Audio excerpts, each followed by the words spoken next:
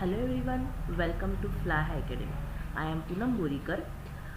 Today we are going to discuss the topic of 10th standard, that is the Maths 1 chapter number 1, that is linear equation in two variables. So friends, first of all you should know what is linear equation. Linear equation क्या होता है? So linear equation ऐसा equation होता है अगर आपके पास दो variables हैं. If I will take the equation as सबसे अपन देखते हैं कि लीनियर इक्वेशन क्या होता है. लीनियर इक्वेशन की डेफिनेशन क्या है. सो देखो लीनियर इक्वेशन क्या होता है. अगर आपके पास अगर इक्वेशन ऐसा बन रहा है ax plus B Y plus C is equal to zero, या फिर आपके पास इक्वेशन बनता है, अगर आपके पास ऐसे इक्वेशन बनते हैं ax plus b is equal to zero या फिर ax plus B Y plus C is equal to zero, तो अभी देखो आप यहाँ पे ऑब्जर्व कर रहे हो कि देखो अभी ये जो आपके पास दो वेरिएबल्स है या फिर एक वेरिएबल है जो x और y है आपके पास. ये देखो जो x है और ये जो y है, और ये भी एक इक्वेशन देखो जहाँ पे x है, तो इसके पावर देखो दोनों के भी पावर आपको 1 दिख रहे हैं. 1 variable what we can say highest power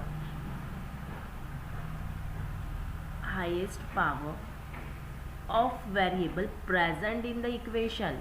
here दो यहाँ पे दो इक्वेशन प्रेजेंट है, दैट इज दो वेरिएबल्स प्रेजेंट है x और y. So highest power of variable is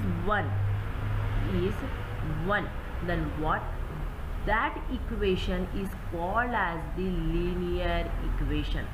अभी इतना तो आपको क्लियर हो गया कि लीनियर इक्वेशन क्या है, कि अगर हाईएस्ट पावर वेरिएबल का दो वेरिएबल्स रहो या फिर एक वेरिएबल है, आपके पास अभी दो इक्वेशन है, that is the ax plus B Y plus C is equal to zero and ax plus b is equal to zero. ये दो इक्वेशन है, उसमें आप ऑब्जर्व कर रहे हो कि आपके पास variable x and y, here एक variable x, that both variables having the highest power as 1. Power मतलब आपको समझता है जो रेसिड्यू पावर होता है, इसका पावर जो डिग्री बोल सकते हैं आप एक टर्म में आप यहाँ पे लिख लेते हैं, that is also called as the degree. So ये वेरिएबल्स की अगर डिग्री या फिर हाईएस्ट पावर 1 होता है then that is the linear equation.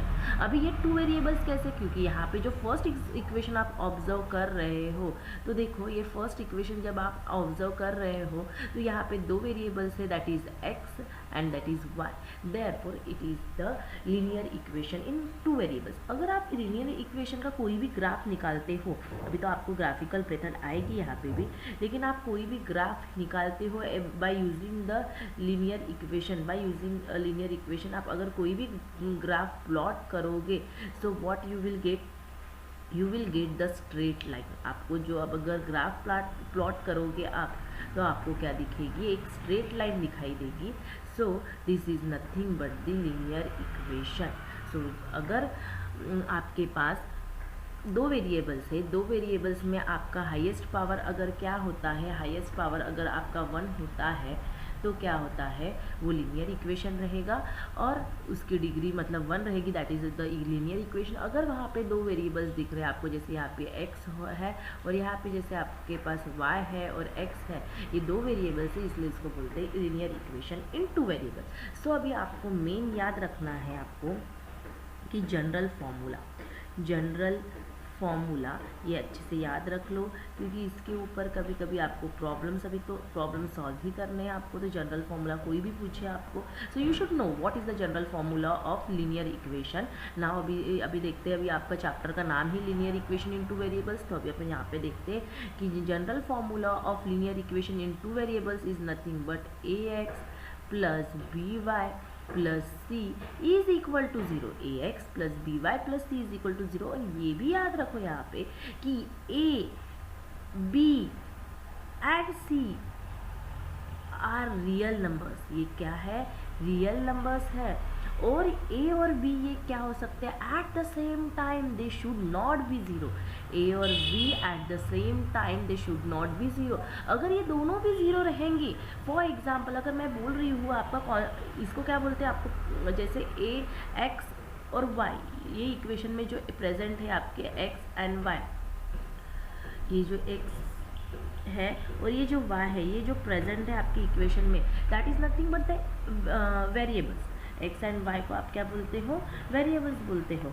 और जो आपके पास ये जो a दिख रहा है, a है, और ये जो b है आपके पास, तो ये a और b क्या होना चाहिए? एक ही समय पर वो क्या होना चाहिए? ज़ीरो नहीं होना चाहिए। अगर मैं बोल रही हूँ कि आपका a भी ज़ीरो है और b भी ज़ीरो, तो इक्वेशन क्या बनेगा? देखो, अगर आपका a इक्वल्स टू ज़ीरो है and b also zero, a equals to zero है एंड b भी आपका ज़ीरो है, तो देखो बस इक्वेशन में ये पूरा पार्ट चला जाएगा, a वाला भी पार्ट चला जाएगा और b वाला भी पार्ट चला जाएगा। इक्वेशन क्या बनेगा? Zero plus c is equal to zero. मतलब आपके पास क्या है? Constant is equal to zero है। अभी वो कोई इक्वेशन बना है? क्योंकि इक्वेशन बनना है, इक्वेशन आपको चाहिए, तो आपके पास कुछ वेरिएबल्स होना चाहिए, वेरिएबल्स होना बहुत ज़रूरी है।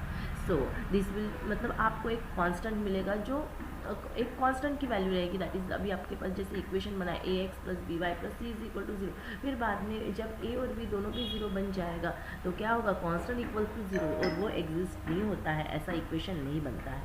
सो आपको याद रखना है कि a और b दोनों भी एक टाइम पे ज़ीरो नहीं होना चाहिए।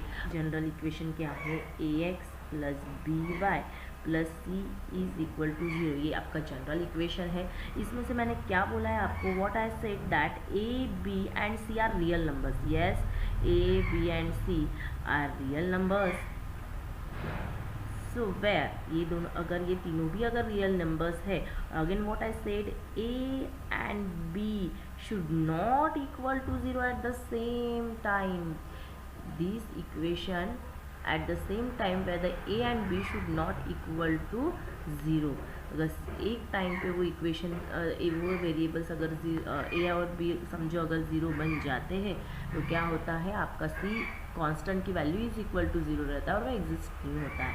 अभी देखो, इसके बाद अगर मैं बोल रही हूँ कि बस आपका a इक्वल टू ज़ीरो है, तो a ज़ीरो, a वाली टर्म जो ये वाली टर्म है आपकी ज़ीरो बन जाएगी, लेकिन आपके पास इक्वेशन रहेगा, that is b Y plus C is equal to zero. That is the second form of equation. देखो आपने यहाँ पे देखा था दो टाइप के इक्वेशन, जहाँ यहाँ पे दो वेरिएबल है, बस इतना हो जाएगा कि जो इन टू वेरिएबल वाला जो इक्वेशन आप देख रहे हैं वो बस वन वेरिएबल में कन्वर्ट हो जाएगा। जैसे कि आप देखो यहाँ पे आपको जो एक ही वेरिएबल लिखा है, दैट इज़ द y, मतलब ये कन्वर्जन हो गया आपका two variables to one variable. जैसे ही, और अब मैं बोल सकती हूँ कि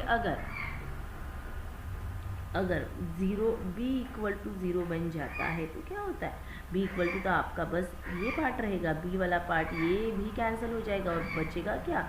ax plus C is equal to zero. और यहाँ पे भी इक्वेशन जो बन रहा है, यहाँ पे भी बस एक वेरिएबल है। सो आप तब ये ऐसा बोल सकते हो कि जो इक्वेशन फॉर्म हो, that is nothing but the linear equation, but that linear equation you can say it is a linear equation. जब आप, when you will draw the graph related to this equation also you will get the straight line, but this is the linear equation in one variable. Okay, this is the linear equation in one variable, but in this chapter you have to study that the linear equation in two variable. How so? Here question is what? 3x is equal to 4y minus 12. It is a general form of equation? No, it is, you can convert it into the general form of equation. So how you will convert it into general form of equation? So see, you know the general equation is what? General equation is ax plus by plus c is equal to 0. So first you want the x term, after that you want the y term, then you want the constant. Okay, so above equation, see, if you will take this 4y to this side and this constant to this side, then this equation can be written as in the form of general equation. So देखो, अगर आपने 4y, see here, 4y को अगर आप ये side लेके जा रहे हो, see, if you are taking this 4y to this side, then what will happen? See here, before 4y there is which sign? Positive sign. if you are taking this 4y to this side, means what happen, 3x, this plus will convert into the minus, therefore this will convert into the minus 4y, and this 12 minus 12 will go to this side, then it will again convert to minus 12 to plus 12. C is equal to 0. Means the general form of equation means ax plus by plus c is equal to 0. आपको वही form में equation मिला है, देखो 3x minus 4y plus 12 is equal to 0. मतलब अगर आपको पूछा है what is the value of a, what is the value of b and what is the value of c here, so then you can give the answer that a is equal to plus 3.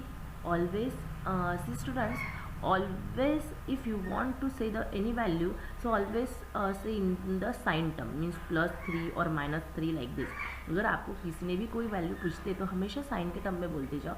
मतलब maths is full about the sign. If you are playing with sign, so correctly play it with, because if you will correctly play with sign, then the answer last answer will be definitely you will get the correct answer. आपको definitely correct answer मिलेगा. इसलिए sign को mind में हमेशा रखना है. Keep the sign in mind. Okay, so see here b, what is the value of b? Here see in equation, a general form of equation plus b, but here the value is minus 4. So what will be the value of b? Minus 4. And what is the value of c? Plus 12. Okay, so here you have got the value of a, b and c. Okay, so this is the general form of equation. You have wrote the equation in the general form. So what is here, if anyone say you that write the coefficient of x, coefficient of y, then what you will say? Coefficient of x is nothing but, here see, here is the general equation. Okay, now what is the coefficient? This a is called as the coefficient of x. A is what? Coefficient. Okay, coefficient of x. B is what? Coefficient of y, and c is nothing but the constant. Okay, and what is here? X and y. X and y are variables. Okay, they are variables. Okay, now you are getting, means keep in mind that a is the coefficient of x, a is the coefficient of x, b is the coefficient of y, and c is constant. If there will be the question arises related to write the given equation in the general form and give the coefficient of x, y and give constant, then you can solve this like this. Okay, ऐसे आप solve कर सकते हो. और एक question ले लेती हूँ मैं.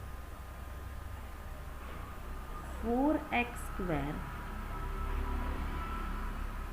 minus 5y plus 6 is equal to 0 is a linear equation? If yes, why? If no, why? See here. 4x plus 6, 4x square minus 5y plus 6 is equal to 0 is a linear equation? No. Why?